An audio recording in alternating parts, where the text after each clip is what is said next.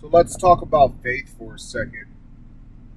I've never been a man of faith, but people who look at me, like my brother Mike P, tells me all the time that I am a man of faith because I always just kind of assume that things will be all right. That's how he's seen it. He's told me that dozens of times, and I just don't see it that way. I don't think that I'm a man of faith at all. So much so that I've created this narcissistic persona in an attempt to, in as many ways as possible, cast the illusion that I was in control of these life situations and curveballs that get thrown at me and the people around me. Give them advice, try to stay calm instead of panicking in stressful situations, and pretend as if I have some semblance of control. And man, does it fucking help. Helps out a fucking lot. Until you get a reality check of how insignificant your idea of control is, which is something my brother Mike talks about all the fucking time. And how, in the most literal sense, how powerless you actually are. A few days ago, my dad was admitted into the ICU. Apparently, he hasn't been feeling well for a while. They did some scans and found a mass on his appendix. Told him the possibility that it might be cancer. Today, they're going to do a biopsy and remove a section of it to find out whether or not it is cancer.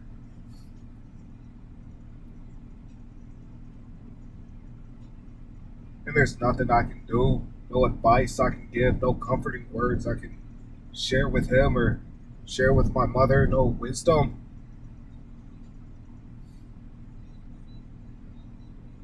Complete helplessness.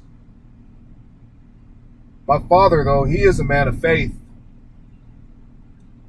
If I had $1 for every time I was tripping about something, told him, tried to persuade him to take preventative measures, you know, I'll see a potential misfortune happen to him or somebody else. And he's looked at me, he said, Cord, don't worry about me. God's got my back. Not sit there and be like, dude, that is the craziest fucking shit I ever heard.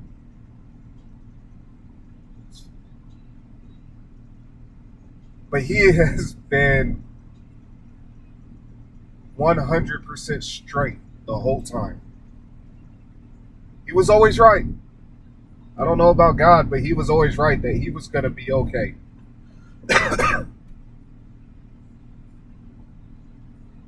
As I walk through the valley of the shadow of death, I shall fear no evil. That is, my dad is the embodiment, the human embodiment of that biblical quote. As I walk through the valley of the shadow of death, I shall fear no evil.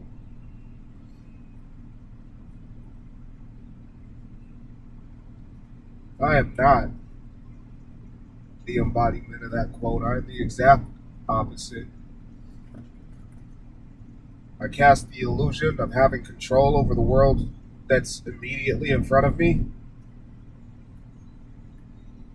I spend a lot of time evading the things that I know that I can't participate a level of control in with a pretty high success rate. When things get hard, I fucking barrel through that shit.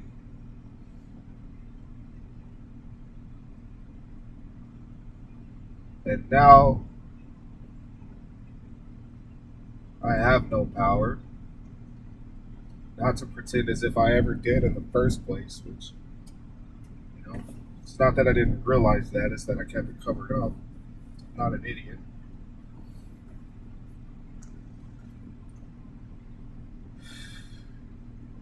And even though I've spent the past couple of decades denying the existence of God and the supernatural and the deities and the one above all, and, you know, faith, even making active attempts to drive people away from faith,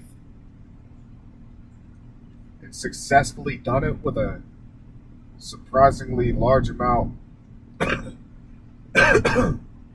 of faithful people. Now I sit here powerless